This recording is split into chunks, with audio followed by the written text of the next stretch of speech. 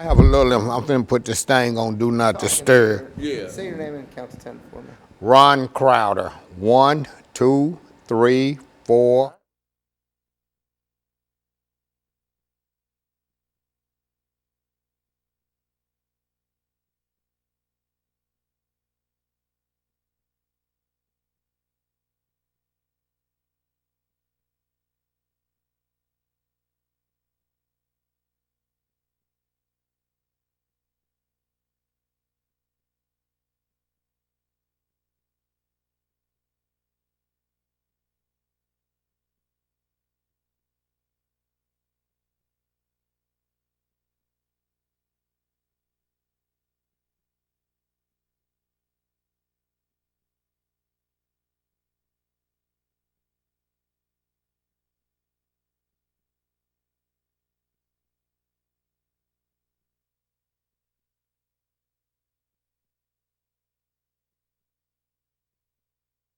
And I had my telephone off on.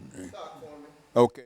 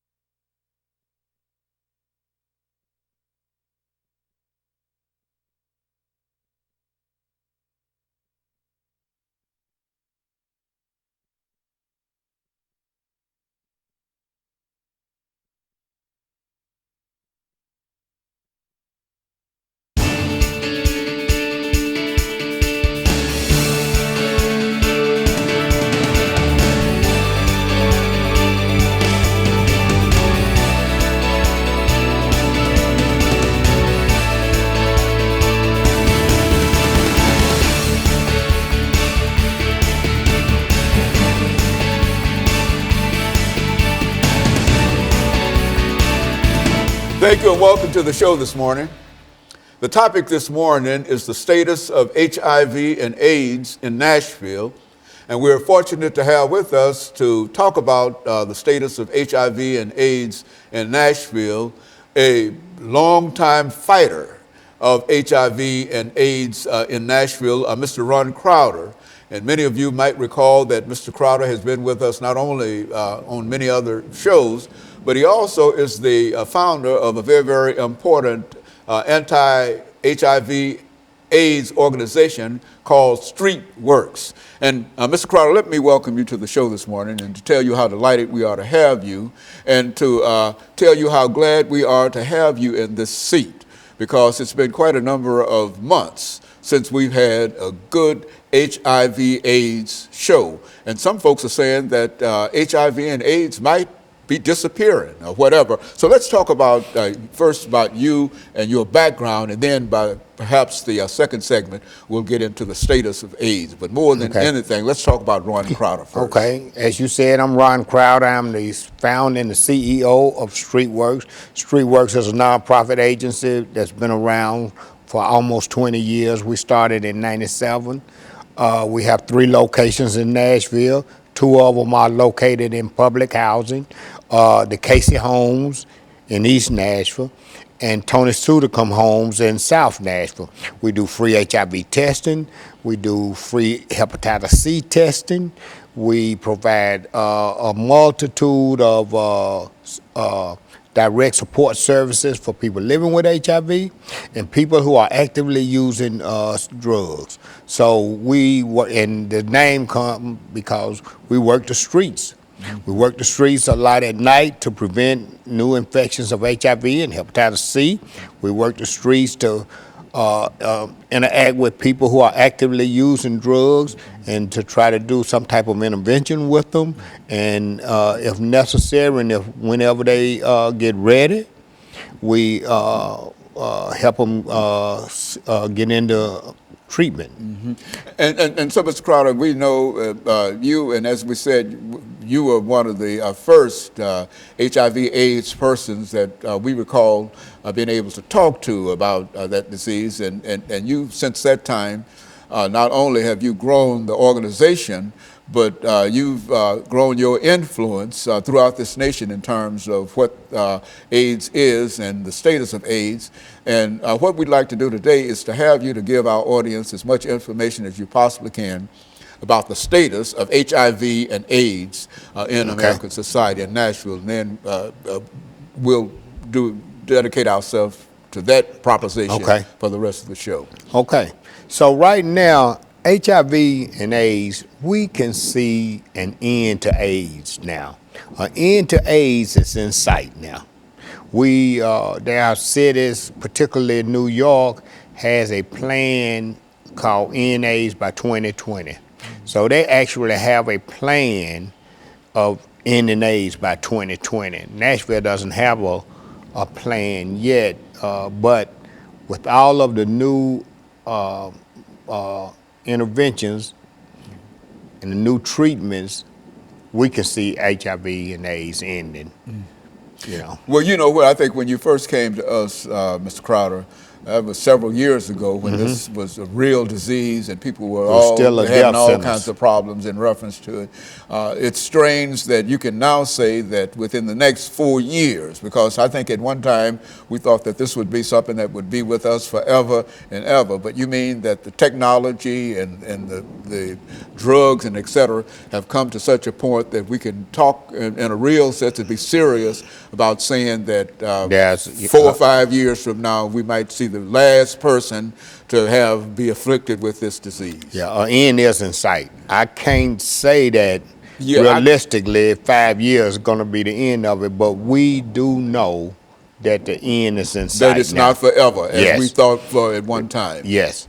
Right now, HIV is more of a chronic illness than a death sentence as it was. Like, I can't remember the first time I came on your show, but I do know that the first time I came on the show, that was in the 90s. Yeah, HIV was still a death sentence.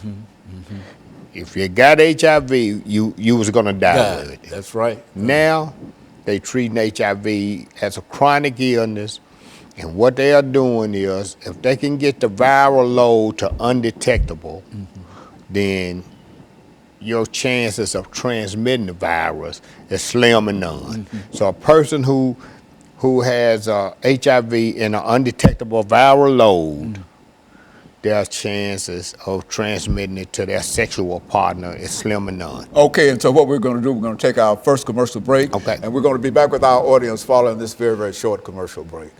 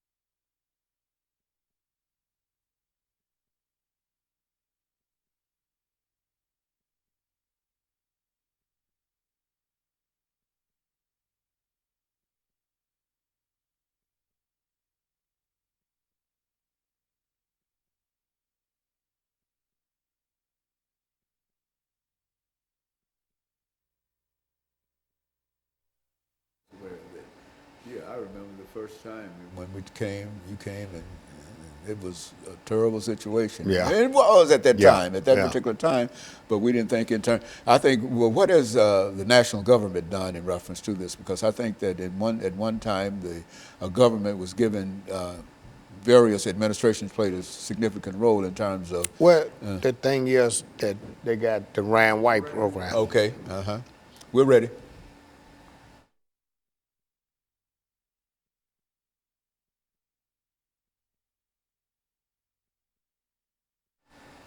Thank you and welcome back to the second segment of the show for today. We're talking to Mr. Ron Crowder, and he's given us some information in reference to the status of HIV and AIDS in Nashville.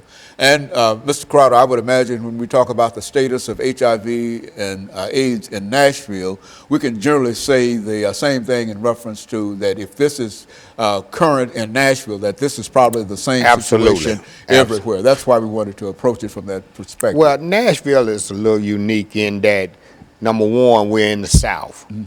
Right now, it's approximately 21,000 people living with HIV in the city.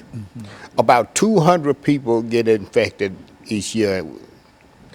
While HIV in Nashville is down by approximately 30%, and it has been over the last 4 or 5 years, we still are the 22nd city, number 22 in the United States with the highest HIV rate. And that's due to poverty, being in the South, lack of education, lack of appropriate health care. That's a lot of many reasons. Drug use.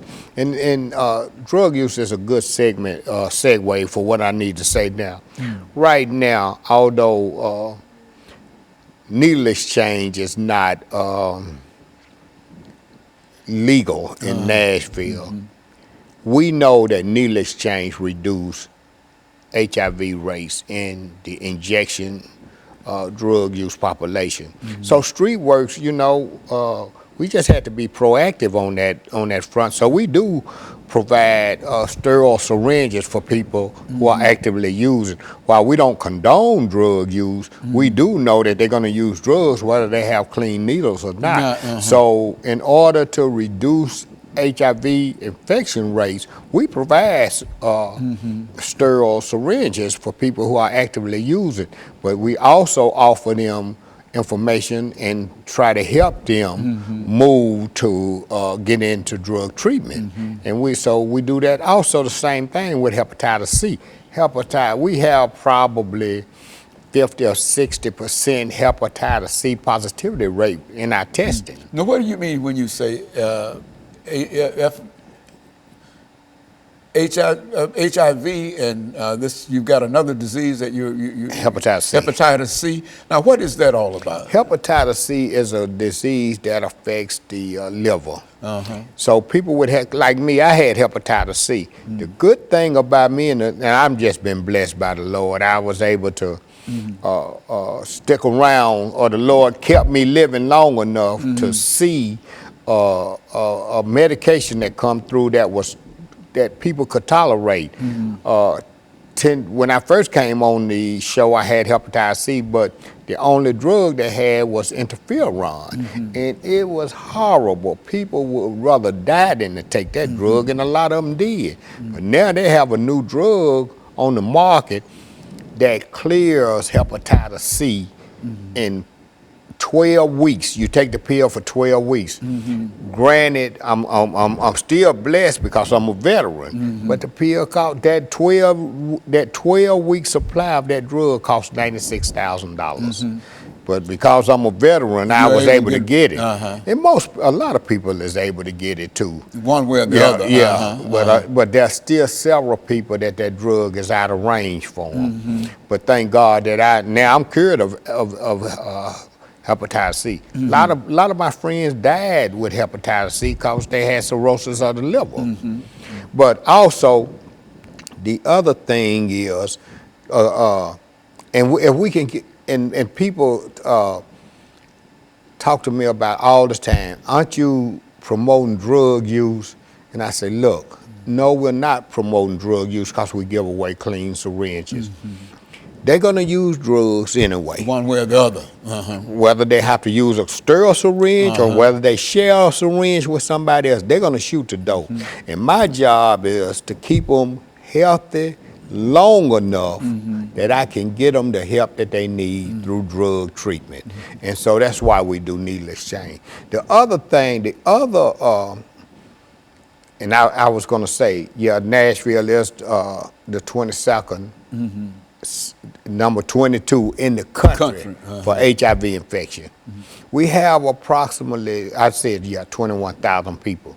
The other thing is what's the reason we can see the end of AIDS is because they have a new intervention called PrEP, P-R-E-P, and that's pre-exposure prophylaxis.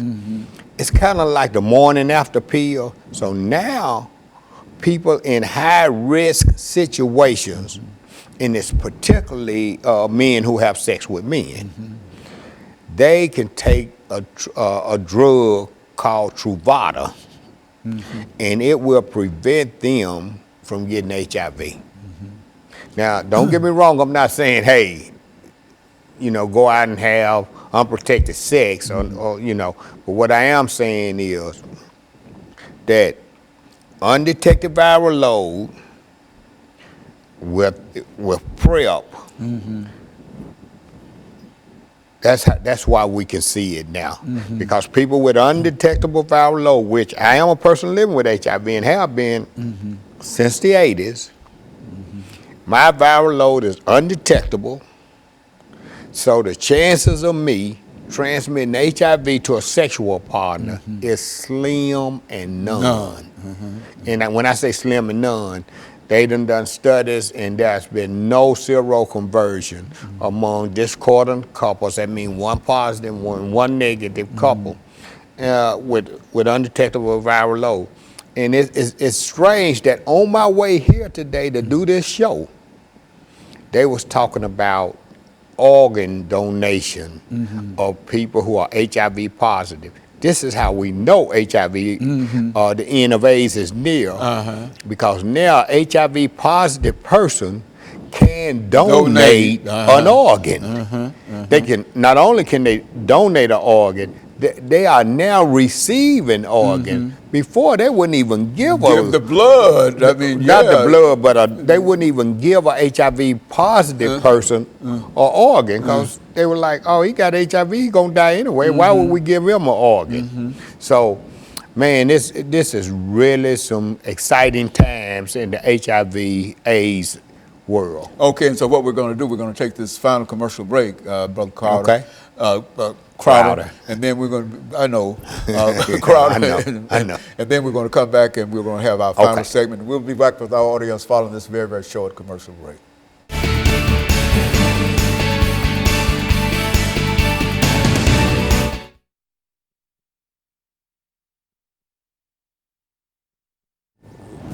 All of the conversations that we had with it, you used to be moaning and groaning in reference to it, and telling people this and whatever, and et cetera. And then you come in and announce today that we're moving toward within the next few years. And, I thought it was an eternal kind of thing. Yeah. It was. It was then. It was. At that time, sure was. The only hope was to try to live as long as we could. That's but, right.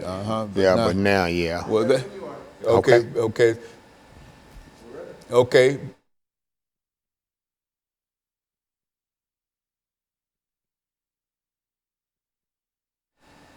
Thank you, and welcome back to the final segment of the show for today. We're talking to Mr. Ron Crowder, and he's given us some information in reference to the status of HIV and AIDS in Nashville. And I think I must say up front, Mr. Crowder, that the information that you are reporting today is very, very positive and well hoped for information, because I can remember when you came to me and dealing with the same kind of situation, and it was moaning and groaning, not only in reference to what happened in Nashville, but all over the world in a real sense. And now you're telling us that there's a possibility that we might see the end of AIDS within the next half decade or so. Yes. Go on, talk about it. Yeah, Dr. Haney, you're right. You're absolutely right. We're very optimistic that the end of AIDS will occur within the next 5 to 10 years. We're very optimistic. That's not to say that people still shouldn't take the same Caution, precautions good. as they have taken before. While the optimism is good, there is some things that I'm gonna tell you that's not so good. Good. For example, HIV is still disproportionately affects people of color. People of color who get HIV seem to get sicker quicker, and they die sooner. Now, amongst men who have sex with men, the infection rate is at the roof. I mean, the CDC has given statistics that says 1 in 2. That's 50%, man. Of men who have, particularly African American men. This is African American men, young African American men will get 1 in 2 will be infected with HIV. Now, Nashville Cares, Street Works, and Neighborhood Health received a grant from the CDC in the amount of $3.8 million over the next 5 years to combat HIV in the young MSM, the young black MSM community. What we plan to do with that grant is to create a one-stop shop for MSMs where they can come and receive all of their services under one roof.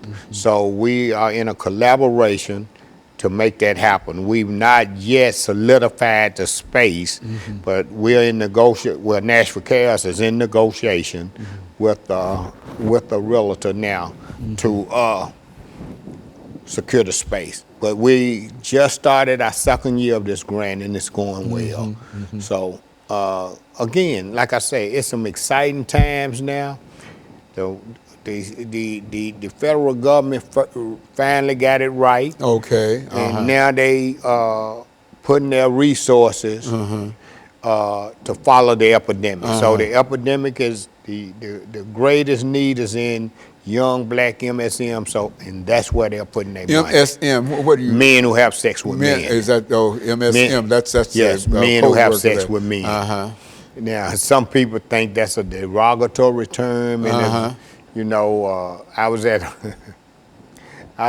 just left a conference in Florida, the United States Conference on AIDS, and they was using gay and that other word we used to use a long time ago. I think those words are derogatory, queer, gay, and all of that. But apparently, in other cities, they think MSM is derogatory. I mean, you know. But it's a matter of what you call it. Yeah. But in a real sense, the disease itself, it has been mitigated in a real sense to such a point that it is possible to think about the end of HIV and AIDS. We see it. It's in sight. It's really in sight. Yeah, well, that's one of the most encouraging things that I've heard about it. Yeah. I didn't know that. You know, Yeah. I think it's been a long time since we had a chance to talk to you about it. Yeah.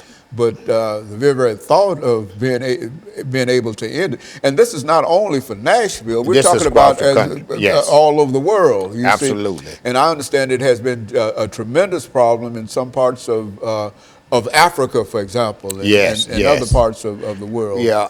Now, you know, third world countries and places like Africa and things, I'm not sure if they're going to be on land with it ending like that, but whatever happens here, I'm sure it'll eventually get there too.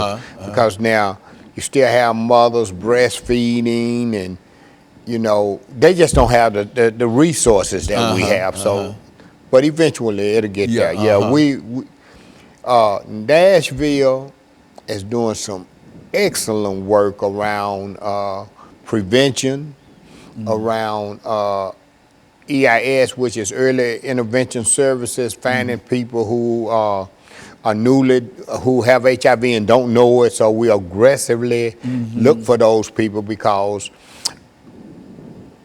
probably, I don't know the percentage right off the top of my head, but most of all new infections occur amongst people who have HIV and don't know that they have it. So the key to ending HIV also lies in finding those people who are HIV positive and don't know that they're HIV positive. Also, finding the people who are HIV positive for whatever reason who has fallen through the cracks. Okay. So what we need to do is find all of those people, get them into treatment, get them treated where their viral load will be undetected and they won't be at risk of transmitting the virus to other people. And so that's what we're trying to do. And then you can say that you've defeated HIV and Absolutely. AIDS. Absolutely. And I tell you, this is a real optimistic report for me to hear, because everything that we've said up until this point has always been doom and gloom in reference to it. And are you sure that a lot of folks understand that? Because I think that there are a large... Well, it's still people, because just like you didn't know, imagine how many other people don't know. Imagine how, man, we if still you don't got have people in contact stuck. and know about the disease and discuss it and et cetera, there's no way that you might know it, and you might have some information from long back, and that information no longer applies. Is that... That is correct. That's a good statement. The thing is now, early detection and early treatment. The sooner we can get them detected, as soon as we can detect the disease, the sooner we can get them into a treatment. That's the key. That is the key to ending this epidemic. Well, Mr. Crowder, let me say, we've got about a minute and a half to go here. And I can say one thing, that the way you've been working with it and the efforts on the part of your organization, StreetWorks, I think we can say that in Nashville, I'm not sure about what it means in other places, but in Nashville, I think that you played a very significant role in helping to move people toward where we stand now. You and Nashville Cares and a couple of other organizations, Miss Morley's organization and the Women with AIDS and et cetera. And the First Response Center. Reverend Ed Sanders. Ed Sanders, certainly. And I think that all of you played such an excellent role in terms of not only making us aware of it, but being out there, and I know you've had fairs, and you've been at this kind of conference, and anywhere if there's a group of people in the parks or whatever, there you and your group is. And so I think that we can say that over the last minute that we have here, that we're glad that we have you. And I'm glad that I thank the Lord for allowing me to do this work. This is the most rewarding work. Like you say, sometimes it was doom and gloom, but I'm glad I stuck in, because now there's a light at the end of the tunnel. And let me give our information real quick before we go off the air. Got 20 seconds. Okay. StreetWorks, 615-259-7676. StreetWorks at street-works.org. Thank you. And Mr. Crowder, let me thank you, and let me encourage our audience to tune in again next week for another informative edition of Comments. Thank you, and good morning.